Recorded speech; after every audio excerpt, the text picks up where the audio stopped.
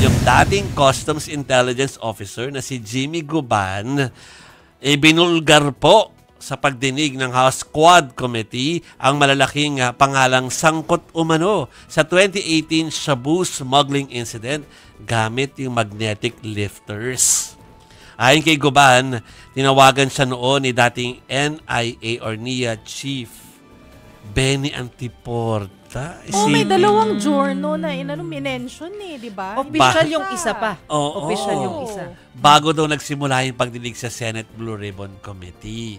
Bilin daw ni Antiporta wag na wag daw ididiin itong sina Davao City 1st District Representative Paolo Duterte, asawa ni VP Sara Duterte na si Attorney Mans Carpio at nooy Presidential Advisor for Economic Affairs Michael Yang ukol sa issue.